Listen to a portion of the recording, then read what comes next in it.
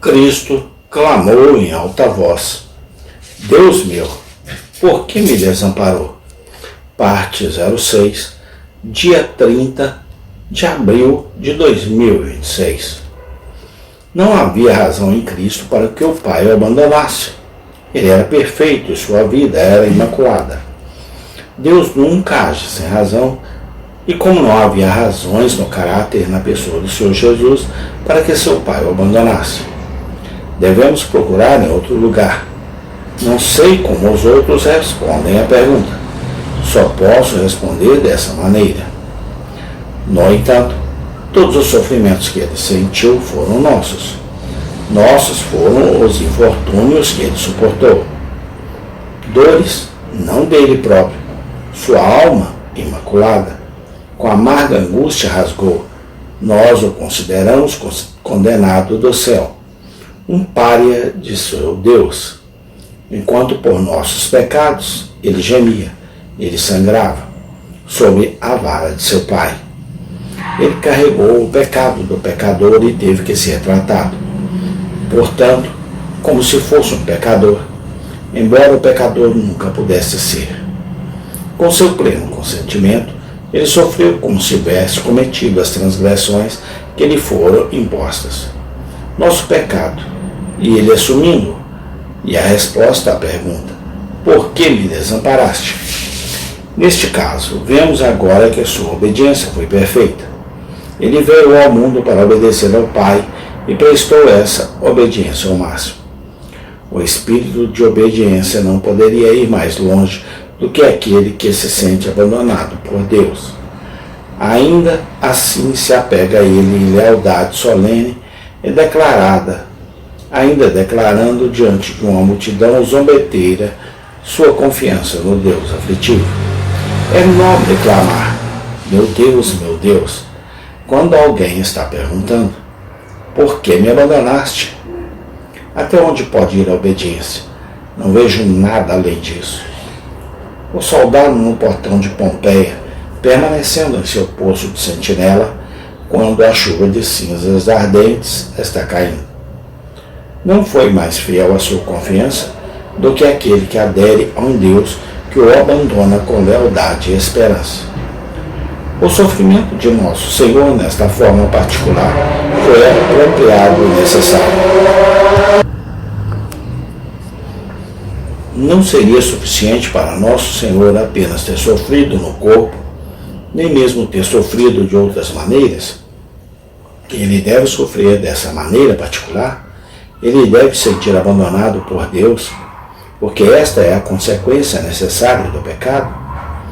Para um homem, ser abandonado por Deus é a penalidade que naturalmente e inevitavelmente segue ao romper sua relação com Deus. O que é a morte? Qual foi a morte que foi ameaçada a Adão? No dia em que dela comeres, certamente morrerás. A morte é a aniquilação. Adão foi aniquilado naquele dia. Certamente não. Ele viveu muitos anos depois. Mas no dia em que comeu do fruto proibido, morreu, por estar separado de Deus. A separação da alma de Deus é a morte espiritual, assim como a separação da alma do corpo é a morte natural. O sacrifício pelo pecado deve ser colocado no lugar da separação e deve-se curvar a pena da morte. Ao colocar o grande sacrifício sob o abandono e morte, seria visto por todas as criaturas em todo o universo que Deus não poderia ter comunhão com o pecado.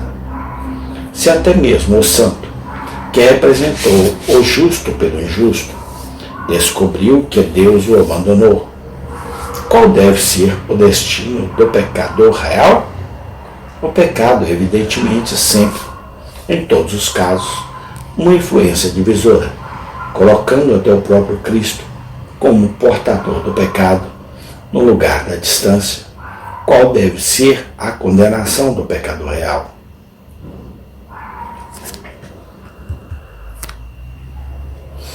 Isso foi necessariamente por outro motivo.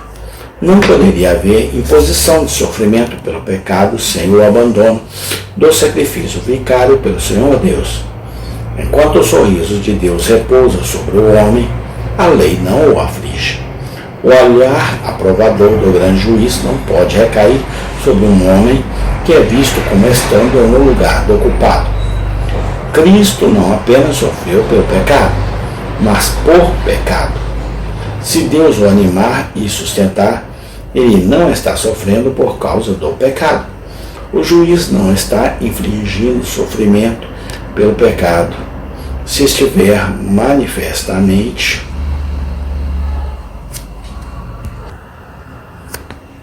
socorrendo o ferido.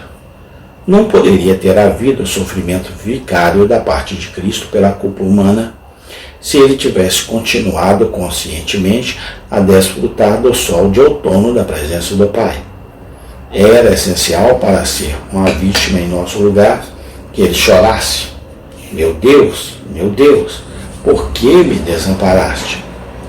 Amados, vejam quão maravilhosamente na pessoa de Cristo o Senhor nosso Deus vindica a sua lei. Se para tornar sua lei gloriosa ele tivesse dito: essas multidões de homens e mulheres quebraram minha lei e, portanto, perecerão, a lei teria sido terrivelmente ampliada. Mas, em vez disso, ele diz: aqui está meu filho unigênito, meu outro eu. Ele assume a natureza dessas criaturas rebeldes e consente que eu coloque sobre ele o fardo de sua iniquidade e visite em sua pessoa as ofensas que poderiam ter sido punidas nas pessoas de todas essas multidões de homens e mulheres. E assim eu farei. Quando Jesus inclina a cabeça para o golpe da lei, quando ele subitamente consente que seu pai desvisse o rosto dele, então miríades de mundos ficam surpresos com a perfeita santidade e a severa justiça do legislador. Existem provavelmente mundos inumeráveis em toda a criação ilimitada de Deus, e todos eles verão na morte do querido Filho de Deus uma declaração de sua determinação de nunca permitir que o pecado seja leviano. Amém. Tem continuação. Deus seja louvado, hoje e sempre, eternamente. Amém e amém.